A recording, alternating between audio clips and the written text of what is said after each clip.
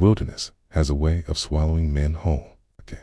It doesn't need bullets or blood. It's just silence, hunger, and the weight of loneliness pressing down on your chest like a stone. He walked through that silence, a tall, worn man with a beard that hadn't seen a razor in months, his boots sinking into mud and roots. But what set him apart from any other wanderer wasn't the rifle slung across his back. It was the way his arms trembled under the fragile burden he carried. Two babies, twin girls, their faces pale from hunger, their tiny fists clutching at his ragged shirt, as if begging him not to vanish. They weren't his by blood, no. His eyes told a story of a man who once rode alone. But fate has a cruel sense of humor, and somewhere along the line, these two souls were dropped into his arms, and the desert of his life turned into a storm he can no longer ignore. The man staggered toward a narrow stream cutting through the wild brush. Water trickled between stones, catching the light of a sky that seemed too heavy with clouds. He knelt by the edge, lowering one baby at a time, letting their lips taste drops of the cold water from his hand. It wasn't milk, it wasn't food, but it kept them alive another hour. The wilderness was no friend to him. Birds circled high, watching. Insects sang their endless hymn. The trees leaned in close, like judges waiting to deliver a sentence. He whispered to the girls, though they couldn't understand a word. Just a little more. Just hold on. I'll find something, I swear. His voice cracked like a branch under. Wait. That was when he heard it soft, distant, like the ripple of cloth against bark. A movement across the stream. He froze, hand on the rifle, and then he saw her.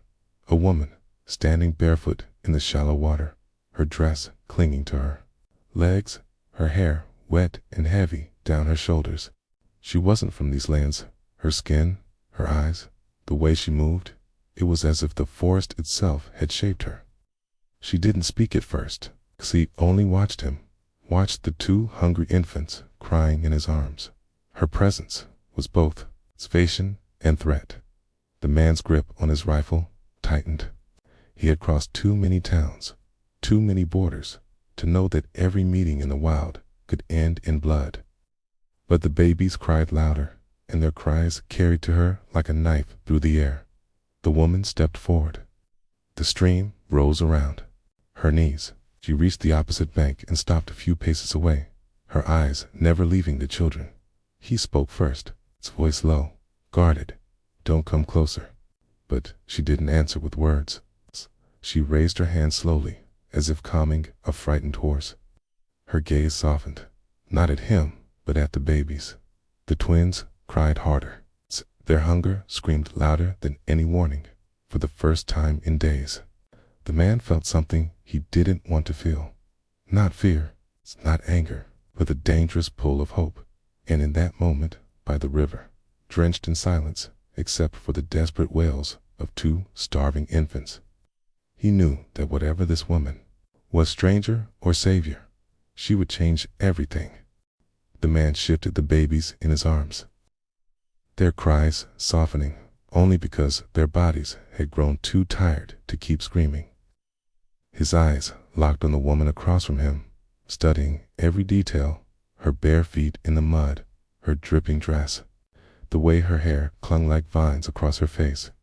She didn't look afraid of him, and that unsettled him more than if she had drawn a knife.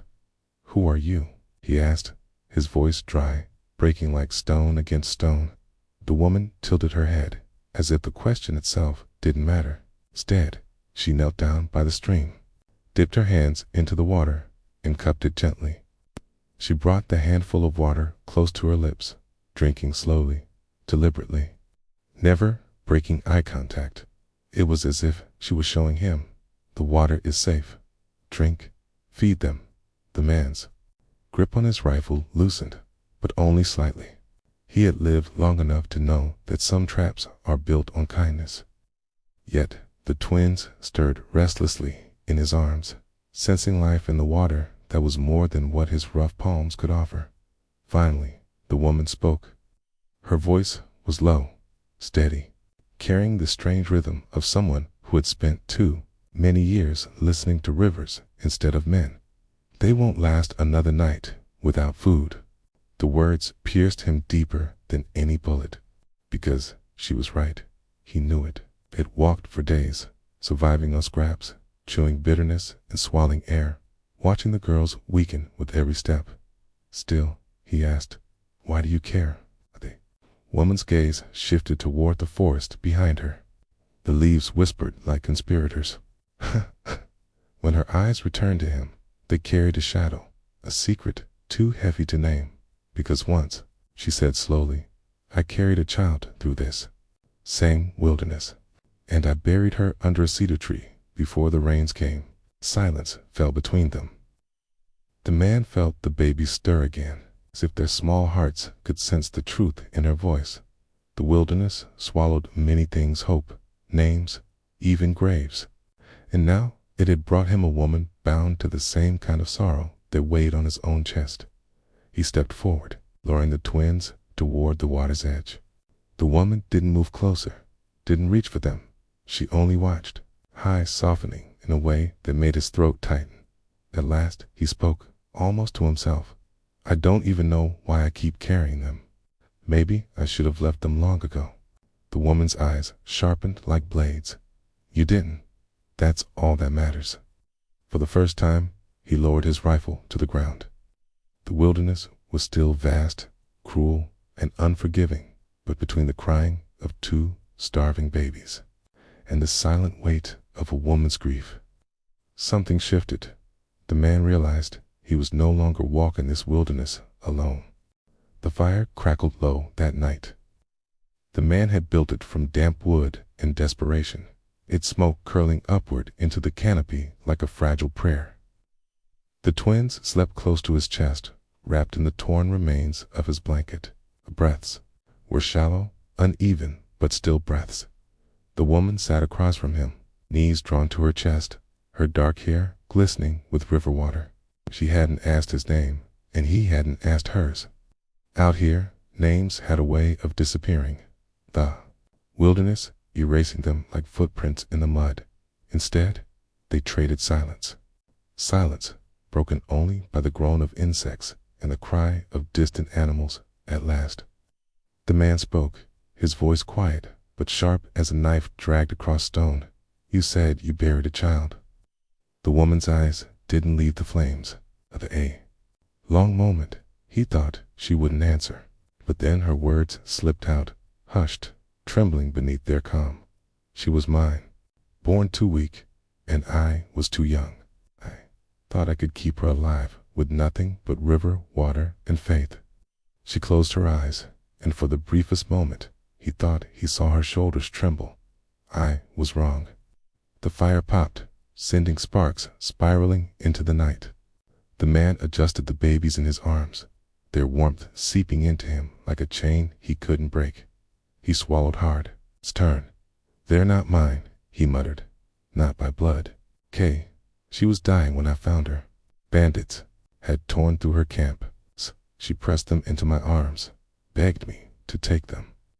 His eyes hardened, staring into the flames as if they might swallow his memories. I wanted to refuse. I wanted to walk away. But his voice cracked. He forced it steady. She smiled as if she knew I'd carry them. As if she had already seen me walking into this hell with them. The woman's gaze finally met his. For a moment, they weren't strangers at all. They were two graves carved from the same earth, carrying ghosts that refused to let go. Why keep them alive? She asked softly. The man tightened his hold on the babies, his jaw clenching. Because I promised, and I don't break promises. Not anymore. Silence pressed between them again, but it was different now. It wasn't the silence of strangers. It was the silence of two people who had finally bled a little truth into the open. The fire dwindled low, shadows crawling along the trees, and in the darkness, both man and woman knew whether by fate, curse, or chance, they had been tied together now by the cries of two fragile lives. Neither spoke it aloud, but the thought hung in the air. They wouldn't survive the wilderness alone, and perhaps, they weren't meant to.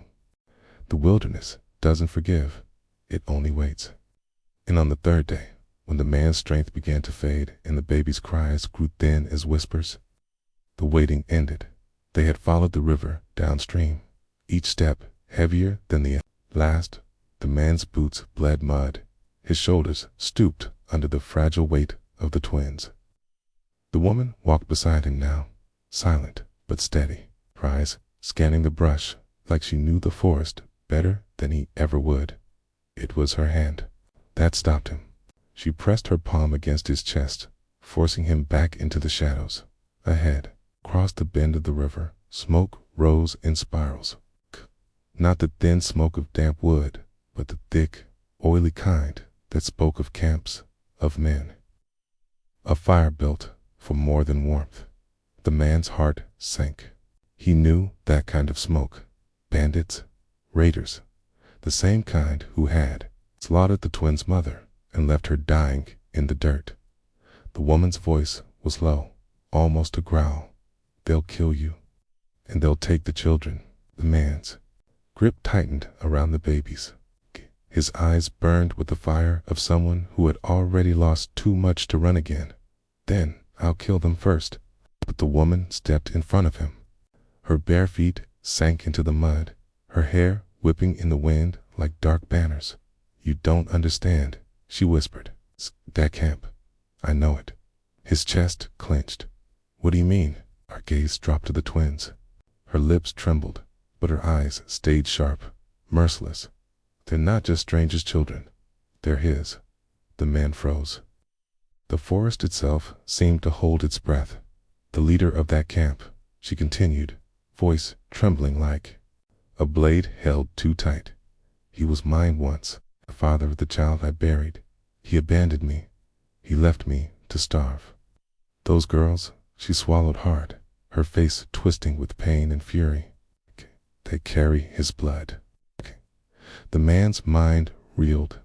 The twins stirred weakly in his arms, unaware of the storm their existence had unleashed.